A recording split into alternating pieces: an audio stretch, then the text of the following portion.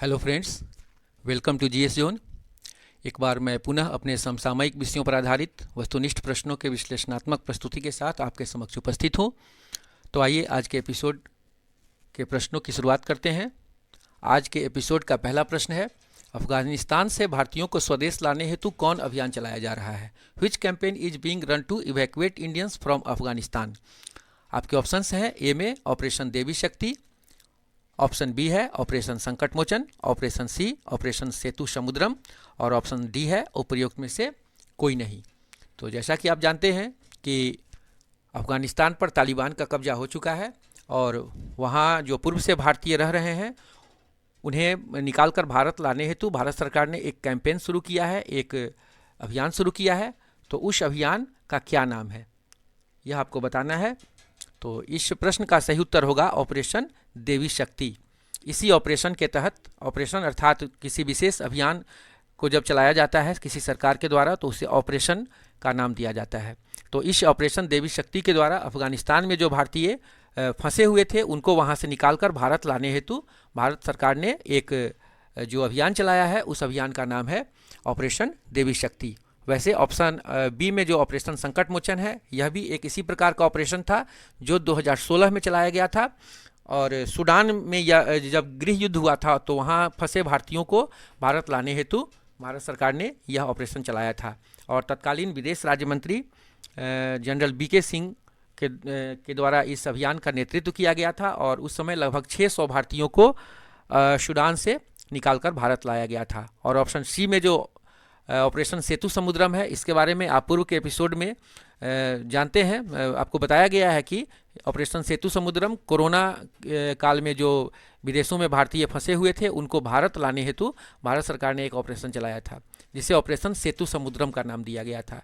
तो ये तीनों ऑपरेशन आपके लिए महत्वपूर्ण है। हालांकि ऑपरेशन संकट मोचन अब पुराना हो चुका है और 2016 में जो भी कॉम्पिटिटिव एग्जाम्स हुए थे उसमें कई एग्जाम्स में ऑपरेशन संकट मोचन के बारे में पूछा गया था।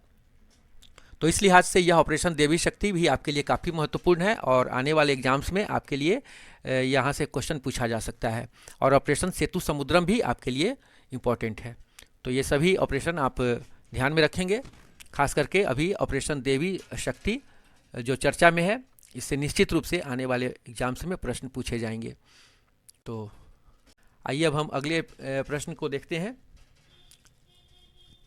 प्रश्न 2 जो आपके आज के इस एपिसोड का प्रश्न है, किगाली संशोधन को भारत ने हाल में अपनी मंजूरी दे दी है, यह किससे संबंधित है? India has given his ratification recently to the Kigali amendment, what is it related to? तो किगाली संशोधन को समझने से पहले हमें मॉन्ट्रियल समझौता को समझना पड़ेगा। चूंकि किगाली संशोधन जैसा नाम से यह स्पष्ट है कि यह किसी चीज़ में किया गया एक संशोधन है। तो यह किसमें संशोधन है? तो मॉन्ट्रियल समझौता जो 1987 ईस्वी में किया गया था, कनाडा के एक शहर मॉन्ट्रियल में वह समझौता किया गया था, इसलिए उसे मॉन्ट्रियल समझौता के नाम से जाना जाता है। तो उसमें यह किगाली संशोधन किया गया है 2016 ईस्वी में, इसलिए इसका नाम किगाली संशोधन पड़ा। तो सबसे पहले मॉन्ट्रियल समझौता के बारे में जानते हैं कि मॉन्ट्रियल समझौता किससे संबंधित था। तो मॉन्ट्रियल समझौता के तहत 1987 ईस्वी में विश्व के बड़े बड़े देश जो हैं, विश्व के जो जिम्मेदार देश हैं, उन्होंने आपस में एक समझौता किया था जिसके तहत ओजोन परत के संरक्षण से संबंधित उन्होंने कई कदम उठाए थे। और ओजोन परत के ह्रास के लिए, क्षरण के लिए जो सबसे अधिक उत्तरदायी गैस है CFC अर्थात क्लोरोफ्लोरोकार्बन, उसके नियंत्रण की दिशा में इन देशों के द्वारा कदम उठाया गया था। और किगाली संशोधन, सबसे पहले यह जानते हैं कि किगाली संशोधन नाम क्यों पड़ा, किगाली कहाँ से आ गया? तो किगाली एक अफ्रीकी देश है, रवांडा, वहाँ की राजधानी किगाली है। तो आप समझ गए होंगे कि किगाली में ही चूंकि यह संशोधन किया गया होगा इसलिए इसका नाम किगाली संशोधन रखा गया है। तो मॉन्ट्रियल समझौता में क्या संशोधन हुआ किगाली संशोधन के द्वारा? तो यहाँ यह जानने की आवश्यकता है कि मॉन्ट्रियल समझौता में सिर्फ CFC गैस के नियंत्रण का उपाय सुझाया गया था और उसके अपनाने पर जोर दिया गया था। परंतु आगे के वर्षों में जब पृथ्वी में ग्लोबल वार्मिंग की स्थिति आई, अर्थात भूतापन की स्थिति, पृथ्वी काफ़ी गर्म हो रहा है, तो अब देशों की चिंता इस मायने में बढ़ गई कि इस पृथ्वी की का जो तापमान बढ़ रहा है उसे कैसे कम किया जाए। तो अब सिर्फ यह संशोधन सिर्फ ओजोन परत परत के संरक्षण तक ही सीमित नहीं रहा, बल्कि अब इसे पृथ्वी के ग्लोबल वार्मिंग की स्थिति से बचाने के लिए भी देशों ने उपाय खोजना शुरू किया। तो 2016 ईस्वी में किगाली में जो समझौता हुआ था, जिसे किगाली संशोधन के नाम से जाना जाता है, उसके तहत भूतापन अर्थात ग्लोबल वार्मिंग के लिए जो सबसे ज़्यादा जिम्मेदार गैस है HFC अर्थात हाइड्रोफ्लोरोकार्बन, ऐसा माना जाता है कि यह कार्बन डाइऑक्साइड से भी 1000 गुना ज़्यादा पृथ्वी को गर्म करने की क्षमता रखता है। तो इस किगाली संशोधन में HFC के नियंत्रण पर ज़्यादा विशेष बल दिया गया और चरणबद्ध तरीके से विभिन्न देशों ने इसके 2045 ईस्वी तक इसके पूर्ण नियंत्रण की बात कही। हालांकि भारत भी समझौता में संशोधन में शामिल था, परंतु भारत ने तत्काल इस दिशा में कोई कदम नहीं उठाया। परंतु वर्तमान सरकार जो अभी NDA की सरकार है, इसने हाल ही में इसके जो कैबिनेट की जो बैठक हुई है उसमें उन्होंने अपनी मंजूरी दी है, अपना रेटिफिकेशन दिया है कि अब भारत भी इस दिशा में काम करेगा और 2045 तक भारत में हाइड्रोफ्लोरोकार्बन अर्थात HFC गैस के 80% तक नियंत्रण का उपाय किया जाएगा। तो अब आप समझ गए होंगे कि किगाली संशोधन क्या है।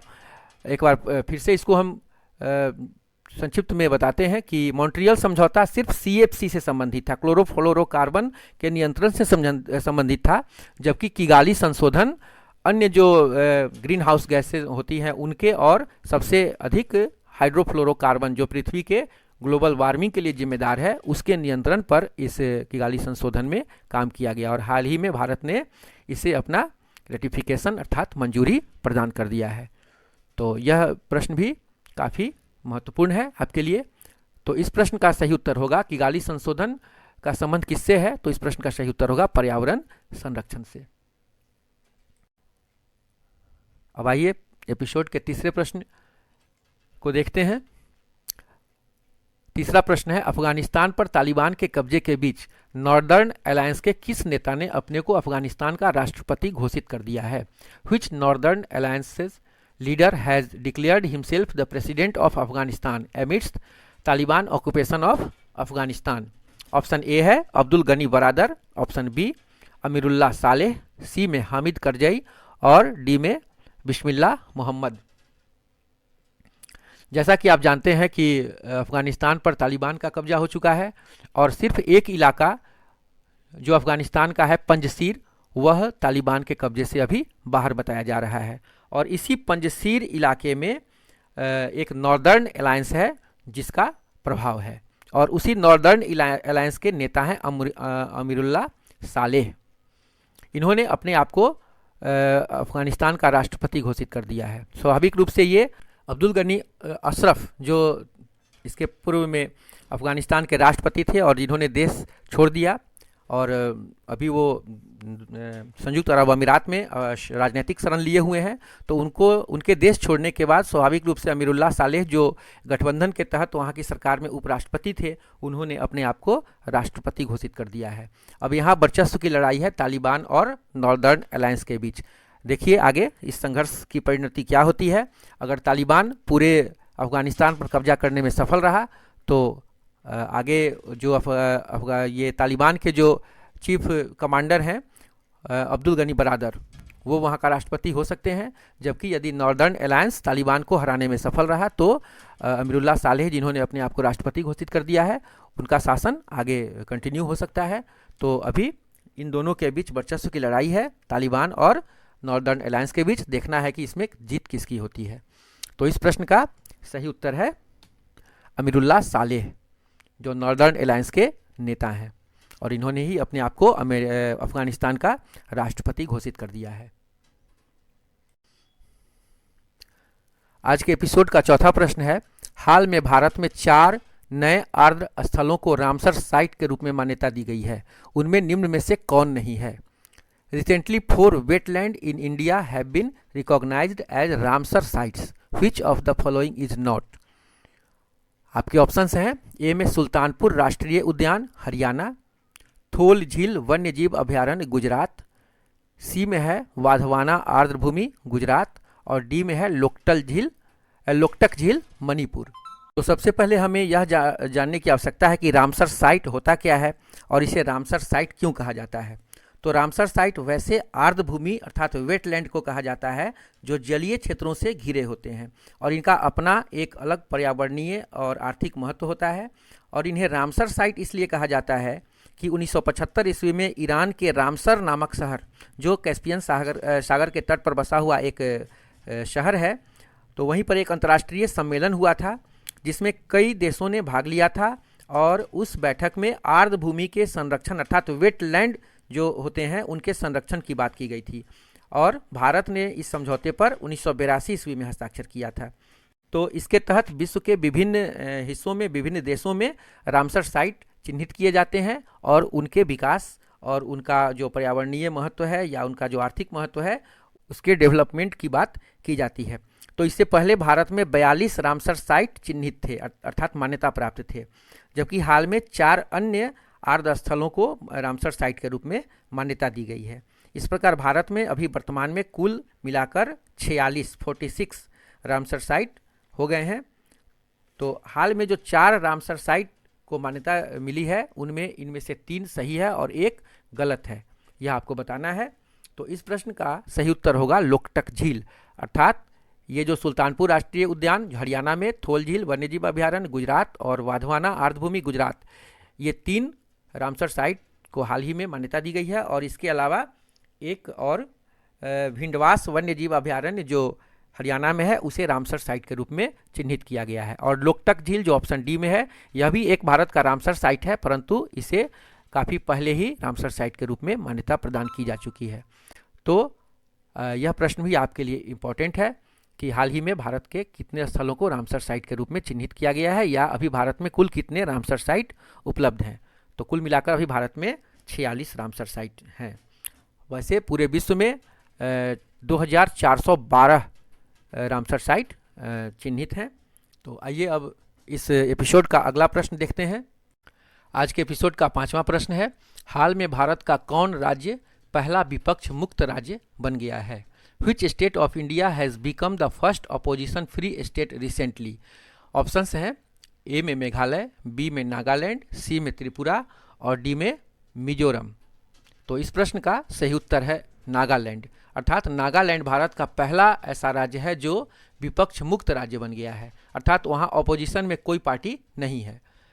परंतु यहाँ यह जानना काफ़ी दिलचस्प होगा कि ऐसा इसलिए नहीं हुआ है कि वहाँ सत्तारूढ़ पार्टी ने विधानसभा के चुनाव में विपक्षी पार्टी का सफाया कर दिया हो और विपक्ष मुक्त हो गया हो, परंतु इसका सही कारण यह है कि वहाँ की जो सत्तारूढ़ पार्टी है वह विपक्षी पार्टी के साथ एक गठबंधन बनाकर एक सरकार स्थापित की है और उन दोनों पक्ष और विपक्ष दोनों गठबंधन का यही मानना है कि नागालैंड में आज जो राजनीतिक समस्याएं हैं, जो नागाओं के राजनीतिक समस्याएं हैं, उनका समाधान सभी दल जब तक एक साथ मिलकर नहीं करेंगे तब तक उसका समाधान संभव नहीं है।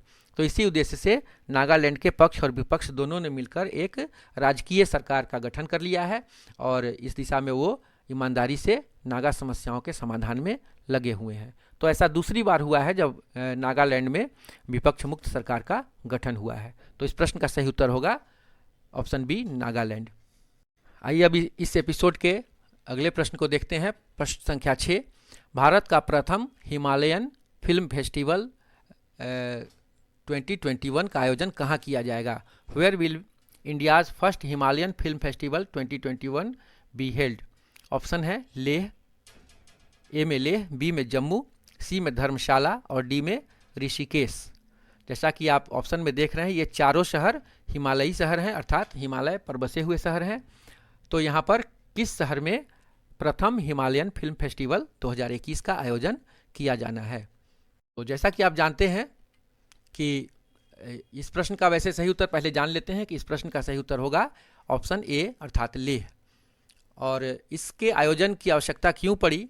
तो इसके लिए आप जानते होंगे कि भारत विश्व का सबसे बड़ा फिल्म निर्माता देश है और यहाँ इस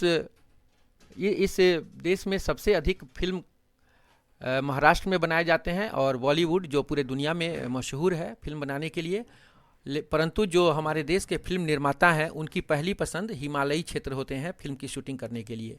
हिमालय की तराई में या हिमालय पर जो भी राज्य बसे हुए हैं या केंद्र शासित प्रदेश बसे हुए हैं, वहाँ पर ये फिल्म निर्माता काफ़ी अधिक सक्रिय होते हैं और अपने फिल्म की शूटिंग करते हैं। परंतु इन हिमालयी राज्यों को जो पहचान मिलनी चाहिए फिल्म निर्माण के क्षेत्र में, उन्हें वह पहचान आज तक नहीं मिली। तो इस हिमालय फिल्म फेस्टिवल का उद्देश्य यही है कि इन हिमालय पहाड़ पर या उनकी तराई में बसे हुए क्षेत्रों को, राज्यों को फिल्म निर्माण के क्षेत्र में एक अपनी अलग पहचान देना। और ऐसा माना जा रहा है कि इस हिमालयन फिल्म फेस्टिवल 2021 में लेह को एक फिल्म निर्माण के नए स्थल के रूप में चिन्हित किया जाएगा। और इसका उद्देश्य भी यही है, इस फिल्म फेस्टिवल का उद्देश्य है कि लेह को एक फिल्म निर्माण स्थल के रूप में प्रस्तुत करना। आइए इस एपिसोड के 7वें प्रश्न को देखते हैं। संयुक्त राष्ट्र की महिला प्रवक्ता के पद पर पहुंचने वाली भारत की प्रथम महिला बनने का श्रेय किन्हें मिला है? Who has got the credit of becoming the first woman of India to reach the post of UN Women Spokesman?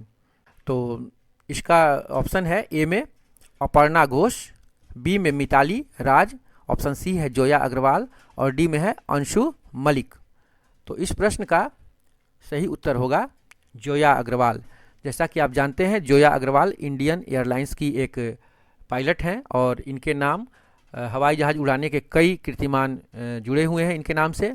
और हाल ही में संयुक्त राष्ट्र ने इन्हें अपनी महिला प्रवक्ता के रूप में नियुक्त किया है और यह एक जेंडर गैप को भरने की दिशा में एक महत्वपूर्ण कदम माना जा रहा है। और भारत के लिए भी काफ़ी यह सम्मान की बात है कि भारत की एक महिला पायलट को संयुक्त राष्ट्र ने अपने प्रवक्ता के पद पर नियुक्त किया है। तो इस प्रश्न का सही उत्तर होगा जोया अग्रवाल। आइए आज के एपिसोड का 8वां प्रश्न देखते हैं। इंद्र शक्ति 2021 भारत और किस देश के बीच संयुक्त सैन्य अभ्यास का नाम है? द रिसेंटली ऑर्गेनाइज्ड इंद्र शक्ति 2021 is a joint military exercise between India and which country? Options हैं सऊदी अरब, ए में, बी में है रूस, सी ईरान और डी में फ्रांस। जैसा कि आपको पता है, भारत आजकल कई अपने मित्र राष्ट्रों के साथ संयुक्त रूप से सैन्य अभ्यास का आयोजन करता है और यह इंद्र शक्ति 2021 जो है वह यह एक वार्षिक सैन्य अभ्यास है, वार्षिक श्रृंखला एक आयोजित करता है भारत रूस के साथ। तो इस प्रश्न का सही उत्तर होगा रूस। इंद्र शक्ति 2021 भारत और रूस के बीच एक संयुक्त सैन्य अभ्यास है जो प्रत्येक वर्ष आयोजित किया जाता है। इस प्रकार के सैन्य अभ्यास भारत कई देशों के साथ वार्षिक रूप में आयोजित करता है, जैसे ब्रिटेन के साथ ब्रिटेन के साथ वरुण, श्रीलंका के साथ मित्र शक्ति, इसी प्रकार ओमान के साथ अल नागा नशीम करके इस तरह से कई युद्धाभ्यास भारत आयोजित करता है विभिन्न देशों के साथ। तो उसी कड़ी में इंद्र शक्ति 2021 भारत और रूस के बीच संयुक्त सैन्य अभ्यास है। आज के एपिसोड का 9वां प्रश्न है। स्वतंत्रता दिवस 2021 को भारत के प्रधानमंत्री ने प्रत्येक वर्ष किस तिथि को विभाजन विभीषिका स्मृति दिवस के रूप में मनाने की घोषणा की? On the occasion of independence day 2021 the prime minister of India announced to celebrate every year as partition horror memorial day. आपके ऑप्शंस हैं ए में 14 अगस्त, बी में 15 अगस्त, सी में 25 जनवरी और डी में 26 जनवरी। जैसा कि आप जानते हैं, भारत 15 अगस्त 1947 को आज़ाद हुआ था, परंतु यह आज़ादी एक दर्द लेकर, विभाजन का दर्द लेकर सामने आई थी। एक तरफ तो खुशी थी आज़ादी की, परंतु हमारे दिल में एक दंश भी था कि इसके साथ ही भारत का विभाजन भी हो गया। तो पुनः इस तरह की स्थिति देश के सामने न हो और इस विभाजन के दंश को हम महसूस कर सकें, इसीलिए भारत के वर्तमान प्रधानमंत्री श्री नरेंद्र मोदी ने विभाजन विभीषिका स्मृति दिवस के रूप में आज़ादी से एक दिन पूर्व, जिस दिन पाकिस्तान का जन्म हुआ था 14 अगस्त को, उसे मनाने का निर्णय लिया है। अर्थात अब प्रत्येक वर्ष 14 अगस्त को विभाजन विभीषिका स्मृति दिवस के रूप में मनाया जाएगा। एपिसोड के 10वें प्रश्न को देखते हैं। कांग्रेस नेता और अंग्रेजी के लेखक शशि थरूर को किस पुस्तक के लिए साहित्य अकादमी पुरस्कार दिया गया? Congress leader and English writer Shashi Tharoor has been given the Sahitya Academy Award for which book? Options हैं इंडिया शास्त्र, दूसरा ऑप्शन बी है an era of darkness, option C है द पैराडॉक्सिकल प्राइम मिनिस्टर और option D है why I am Hindu. तो जैसा कि आप जानते होंगे ये चारों पुस्तक शशि थरूर जो कांग्रेस के एक जाने माने लीडर हैं और अंग्रेजी साहित्य के अच्छे साहित्यकार माने जाते हैं, उनके द्वारा लिखी गई है और ये सभी पुस्तकों ने काफ़ी नाम कमाया है। परंतु आपका जो प्रश्न है वह है कि इनमें से किस पुस्तक के लिए उन्हें साहित्य अकादमी पुरस्कार दिया गया है। आप जैसा कि जानते हैं साहित्य अकादमी पुरस्कार प्रत्येक वर्ष 24 भाषाओं के लिए दिया जाता है। 22 भाषाएं तो जो संविधान की 8वीं अनुसूची में मान्यता प्राप्त है उनके लिए, और 2 और भाषा में अतिरिक्त रूप से यह पुरस्कार दिया जाता है, जिसमें एक अंग्रेजी और दूसरा राजस्थानी साहित्य की पुस्तकों के लिए। तो कुल मिलाकर 22 भाषाओं में साहित्य अकादमी पुरस्कार दिए जाते हैं, जिनकी शुरुआत 1954 ईस्वी में हुई थी। तो शशि थरूर को पुस्तक एन एरा ऑफ डार्कनेस के लिए साहित्य अकादमी पुरस्कार दिया गया है। अब आपके समक्ष इस एपिसोड का 11वां प्रश्न है जो कि खेल से संबंधित है। भारतीय प्रशासनिक सेवा का कौन अधिकारी टोक्यो पारा ओलंपिक खेलों में भारत का प्रतिनिधित्व कर रहा है? Which Indian administrative service officer is representing India in Tokyo Para Olympics? Options हैं आपके समक्ष। ए मरियप्पन थंगावेलू, बी संदीप चौधरी, सी सुंदर गुर्जर और डी में है सुहास एल यथिराज। जैसा कि आप जानते हैं कि पारा ओलंपिक भी एक प्रकार का ओलंपिक का सब्स्टिट्यूट है जो दिव्यांग खिलाड़ियों के लिए आयोजित किया जाता है ताकि उनके मन में किसी हीन भावना न आ पाए। तो इन दिव्यांग खिलाड़ियों के लिए प्रत्येक ओलंपिक के बाद एक पारा ओलंपिक का आयोजन किया जाता है और सामान्यतः जहां पर ओलंपिक होता है उसी शहर में पारा ओलंपिक भी आयोजित किए जाते हैं। तो इस बार भी टोक्यो ओलंपिक के ठीक बाद टोक्यो पारा ओलंपिक की शुरुआत हो चुकी है और इसमें एक काफ़ी दिलचस्प बात यह है कि हमारे देश के एक एडमिनिस्ट्रेटिव सर्विस के ऑफिसर अर्थात भारतीय प्रशासनिक सेवा के अधिकारी इसमें पार्टिसिपेट कर रहे हैं। तो उनका नाम आपको बताना है। तो ये खिलाड़ी हैं सुहास एल यथिराज। आपको बता दें कि सुहास एल यथिराज बैडमिंटन के एक काफ़ी अच्छे खिलाड़ी हैं और पिछले पारा ओलंपिक खेलों में भी इन्होंने भारत का प्रतिनिधित्व किया था और पदक भी जीते थे और इस बार भी टोक्यो पारा ओलंपिक में वो भारत का प्रतिनिधित्व कर रहे हैं। और ये वर्तमान में भारत के गौतम बुद्धा नगर जो उत्तर प्रदेश का एक ज़िला है जिसका प्राचीन नाम नोएडा अर्थात north Okhla industrial development authority, Noida का जो पूरा नाम है, तो वहाँ के ये डीएम हैं। इस बार भी इनसे अच्छे प्रदर्शन की उम्मीद है। तो इस प्रश्न का सही उत्तर होगा option D Suhas L Yathiraj. आइए इस एपिसोड के 12वें प्रश्न को देखते हैं। यह प्रश्न है किस टेनिस खिलाड़ी ने वर्ष 2021 में अब तक आयोजित तीनों ग्रैंड स्लैम प्रतियोगिता का पुरुष एकल खिताब जीत लिया है? Which tennis player has won the men's single title of all the 3 Grand Slam tournaments played to till in the year 2021? Options हैं ए में नोवाक जोकोविच, बी में रोजर फेडरर, सी में राफेल नाडाल और डी में इनमें से कोई नहीं। यह काफ़ी महत्वपूर्ण है और दिलचस्प भी है कि अब तक इस साल जितने भी ग्रैंड स्लैम प्रतियोगिताएं खेली गई हैं उन तीनों का पुरुष एकल विजेता एक ही खिलाड़ी है।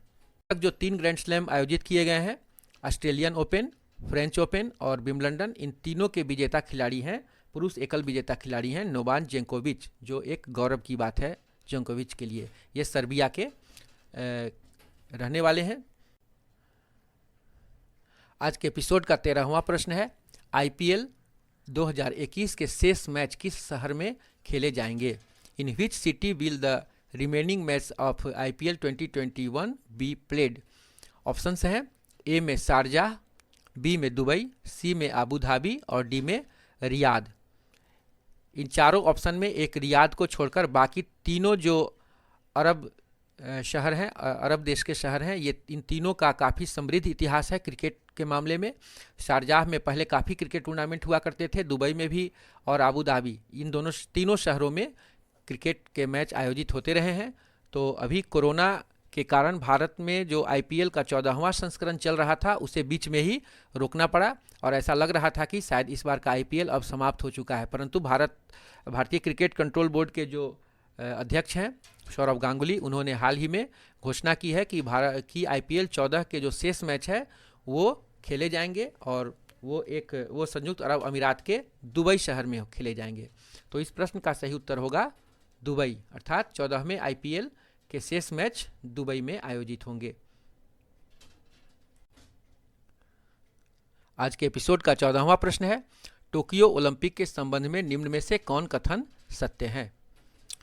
Which of the following statement is true regarding Tokyo Olympics? यह प्रश्न जो है वह कथन और इसमें कौन से कथन सही हैं या गलत हैं इसके ऊपर आधारित है। तो कथन 1 है, भारत ने कुल 7 पदकों के साथ पदक तालिका में 48वां स्थान हासिल किया है।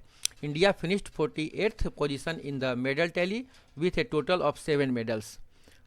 कथन 2 है, 41 स्वर्ण पदकों के साथ भारत ने पदक तालिका में सर्वोच्च स्थान अमेरिका ने पदक तालिका में सर्वोच्च स्थान प्राप्त किया। America has tops in medal tally with 41 gold medals. अब 4 ऑप्शन में कौन ऑप्शन सही है यह आपको बताना है। ऑप्शन ए में है कथन 1 और 2 दोनों सत्य हैं, both statement 1 and 2 are true. Option B है कथन 1 और 2 दोनों असत्य है, both statement 1 and 2 are false. Option C है कथन 1 सत्य है परंतु 2 असत्य, statement 1 is true but 2 is false. Option D है कथन 2 सत्य है परंतु 1 असत्य, statement 2 is true but 1 is false. तो इस प्रश्न का जैसा कि आप जानते हैं सही उत्तर होगा कथन 1 सत्य है परंतु 2 असत्य, अर्थात भारत ने 7 पदकों के साथ पदक तालिका में 48वां स्थान हासिल किया था, यह कथन सत्य है। परंतु कथन 2 असत्य है जिसमें इसमें दिया गया है कि 41 स्वर्ण पदकों के साथ अमेरिका ने पदक तालिका में सर्वोच्च स्थान प्राप्त किया। तो अमेरिका ने सर्वोच्च स्थान तो प्राप्त निश्चित रूप से किया था पदक तालिका में, परंतु उसके स्वर्ण पदकों की संख्या 41 नहीं होकर 39 थी, इसलिए यह कथन 2 असत्य है। तो इस प्रश्न का सही उत्तर होगा ऑप्शन सी। अब इस एपिसोड का 15वां और आखिरी प्रश्न है, टोक्यो ओलंपिक में व्यक्तिगत रूप से सबसे अधिक पदक जीतने वाली खिलाड़ी एम्मा मैकॉन किस देश की हैं? Emma McKeon who won the most individual medal in the Tokyo Olympic belongs to which country? Option A है संयुक्त राज्य America, option B Australia, option C Britain और ऑप्शन डी फ्रांस। तो इस प्रश्न का सही उत्तर होगा ऑप्शन बी ऑस्ट्रेलिया, अर्थात एम्मा मैकियोन जिन्होंने इस टोक्यो ओलंपिक में कुल मिलाकर 7 पदक जीते, जिनमें 4 स्वर्ण पदक और 3 कांस्य पदक थे, जो सर्वाधिक था। किसी व्यक्तिगत रूप से किसी खिलाड़ी के द्वारा जीता गया यह सबसे अच्छा प्रदर्शन था 7 पदक जीतना। तो एम्मा मैकियोन 7 पदक जीतने वाली जो खिलाड़ी हैं वो ऑस्ट्रेलिया से संबंधित हैं, ऑस्ट्रेलिया की निवासी हैं। और आपसे यदि पूछा जाए कि सबसे अधिक स्वर्ण पदक किस खिलाड़ी ने जीता, तो उसके लिए हमने एक तालिका यहाँ पर दे रखा है, तो आप इसे देख लेंगे। यह भी महत्वपूर्ण है कि सबसे अधिक स्वर्ण पदक किस खिलाड़ी ने जीता, तो इसका जवाब होगा कैलेब ड्रेसेल जो अमेरिका के हैं। इन्होंने 5 स्वर्ण पदक जीता, सिर्फ 5 स्वर्ण और रजत कांस्य इनके खाते में नहीं है। तो 5 स्वर्ण पदक अर्थात सबसे अधिक स्वर्ण पदक कैलेब ड्रेसेल ने जीता। जबकि तीसरे नंबर पर नाम है काइली मैकियोन जो ऑस्ट्रेलिया की ही हैं। इन्होंने 3 स्वर्ण और 1 रजत 1 कांस्य पदक, रजत नहीं 3 स्वर्ण और 1 कांस्य पदक, कुल मिलाकर 4 पदक इन्होंने अपने नाम किया था। तो इस प्रकार सबसे अधिक पदक जीतने के मामले में एम्मा मैकियोन नंबर 1, कैलेब ड्रेसेल नंबर 2 और काइली मैकियोन नंबर 3 पर हैं। परंतु स्वर्ण पदक के मामले में कैलेब ड्रेसेल नंबर 1 होंगे, जबकि एम्मा मैकियोन नंबर 2 और काइली मैकियोन नंबर 3। तो ये सभी जो यहाँ पर विवरण दिए गए हैं ये आपके लिए महत्वपूर्ण है। अब अंत में एक प्रश्न हमने आपके लिए दे रखा है, आईपीएल 2021 में ऑरेंज कैप की दौड़ में अब तक कौन खिलाड़ी सबसे आगे है? Who is the leading player in the race of orange cap in the IPL 2021? इस प्रश्न का आपको जवाब देना है कमेंट बॉक्स में, और मैं उम्मीद करता हूं कि आप निश्चित रूप से इस प्रश्न का उत्तर देंगे। और एपिसोड कैसा लगा इसके संबंध में भी आप अपनी राय देंगे कमेंट बॉक्स में। धन्यवाद।